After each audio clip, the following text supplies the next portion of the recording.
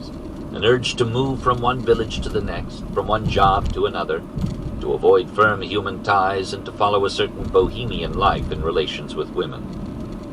Johann Georg Hiedler, Adolf's grandfather, was a wandering miller, plying his trade in one village after another in Lower Austria. 5 months after his first marriage, in 1824, a son was born, but the child and the mother did not survive. 18 years later, while working in Dürenthal, he married a 47-year-old peasant woman from the village of Stronitz, Maria Anna Schickelgruber. 5 years before the marriage, on June 7, 1837, Maria had had an illegitimate son whom she named Alois, and who became Adolf Hitler's father. It is most probable that the father of Alois was Johann Hiedler, though conclusive evidence is lacking. At any rate, Johann eventually married the woman, but contrary to the usual custom in such cases, he did not trouble himself with legitimizing the son after the marriage. The child grew up as Alois Schickelgruber. Anna died in 1847, whereupon Johann Hiedler vanished for 30 years, only to reappear at the age of 84 in the town of Weitra in the Waldviertel. The spelling of his name now changed to Hitler, to testify before a notary in the presence of 3 witnesses that he was the father of Alois Schickelgruber. Why the old man waited so long to take this step, or why he finally took it, is not known from the available records.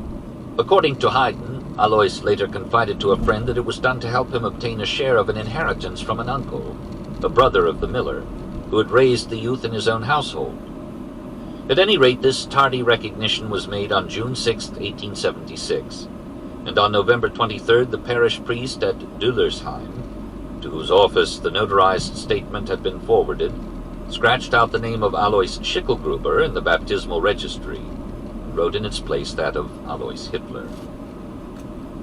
From that time on, Adolf's father was legally known as Alois Hitler, and the name passed on naturally to his son. It was only during the 1930s that enterprising journalists in Vienna, delving into the parish archives, discovered the facts about Hitler's ancestry. Disregarding old Johann Georg Hiedler's belated attempt to do right by a bastard son, tried to fasten on the Nazi leader the name of Adolf Schickelgruber. There are many weird twists of fate in the strange life of Adolf Hitler, but none more odd than this one, which took place 13 years before his birth. Had the 84-year-old wandering miller not made his unexpected reappearance to recognize the paternity of his 39-year-old son nearly 30 years after the death of the mother, Adolf Hitler would have been born Adolf Schickelgruber. There may not be much or anything in a name, but I have heard Germans speculate whether Hitler could have become the master of Germany had he been known to the world as Schickelgruber,